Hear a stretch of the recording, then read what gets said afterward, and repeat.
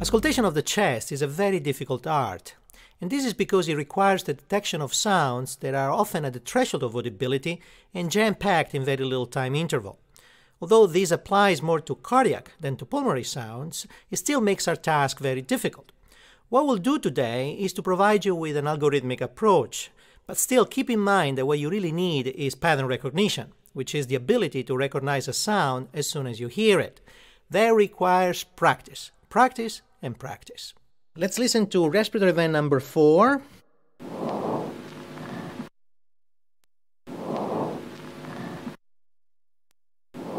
Now that's a quick one. In fact, there are no extra sounds in this cycle, and the underlying breath sound is very low-pitched, muffled, and has the last 2/3 of exhalation absent, and no silent pause between inspiration and exhalation.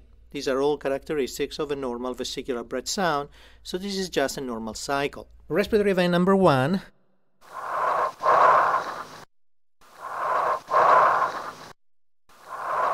Okay, when you're confronted with a respiratory event such as the one we just played, the first question you should ask yourself is whether there is any extra sound present in the cycle. In other words, you should ask yourself whether you hear any adventitious lung sound. In the event we just heard, there are no adventitious lung sounds. Thus, your task is limited to the identification of the underlying breath sound. Now, to simplify the topic of breath sounds, we can say that in a large sense, all breath sounds are really tubular breath sounds. And this is because they are all very much generated by air that flows in a hollow tube. It is therefore very important that you familiarize yourself with the characteristics of a tubular breath sound. Now, you can do that very easily if you place your stethoscope over your neck and you listen to your own tracheal sounds, the sounds generated by air flowing through the trachea. This is because tracheal sounds are classic tubular breath sounds. They have 3 major characteristics.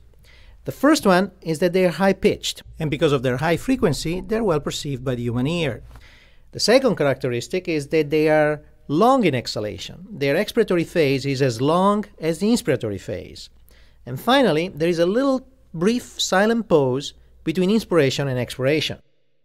Now, the problem with tubular sounds starts immediately after these tubes enter the chest, and they narrow into bronchi. Now, when they get into the chest, they become surrounded by a mantle of alveolar air, and this air acts very much like a muffler.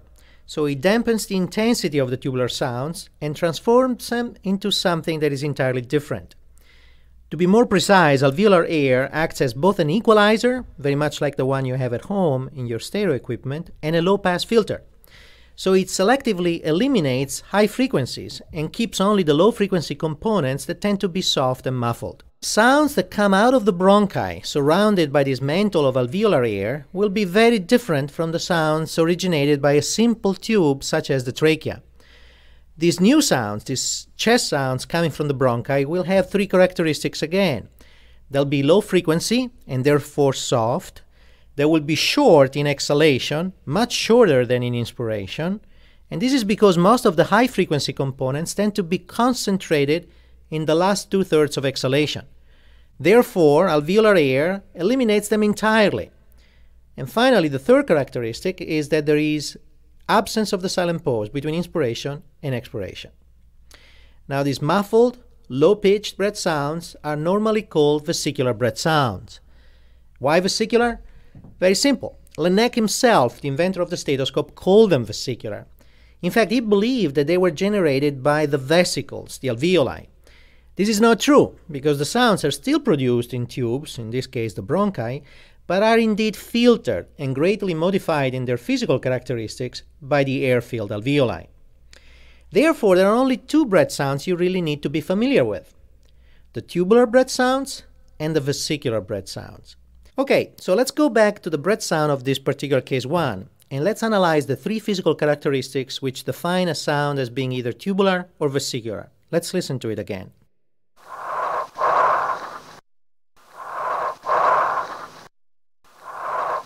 Now, what you notice is that this sound is loud, has a long exhalation phase, which is at least as long as inspiration, and has a little silent pause between inspiration and expiration. So it has all the three characteristics of a tubular breath sound, and that's what it is. Now, tubular breath sounds, however, are normal only if they are heard over the neck. If they're heard over the chest, as in this case, they should be considered always pathologic. And this is simple. A normal chest contains enough alveolar air that is supposed to alter the physical characteristics of a tubular breath sound and transform it into a vesicular breath sound. So if you hear tubular breath sounds over the chest, that means that the alveolar air in the underlying lung tissue is gone and has been replaced by something that is capable of transmitting high frequency better. And high frequency sounds can be transmitted better by either a solid or a liquid. So what are the solids in this case? Well, the most common situation is the emptying of the alveolar air due to a collapse of the alveoli. Now, the airways are still open, otherwise you would hear no sounds. And finally, the liquids that can replace the alveolar air are very much either pus, and the patient has pneumonia, or blood, and the patient has pulmonary hemorrhage, or serum, as in a case of pulmonary edema. So the presence of a tubular breath sound in the chest, that we normally call a bronchial breath sound because the tubes that produce it are indeed the bronchi, indicates consolidation, either caused by alveolar collapse or by alveolar fluid filling. Now the question for you is, can you identify at the bedside the mechanism responsible for the production of bronchial breath sounds? So let's hear again our sound and see whether these bronchial breath sounds are due to alveolar fluid or alveolar collapse. Let's hear it again.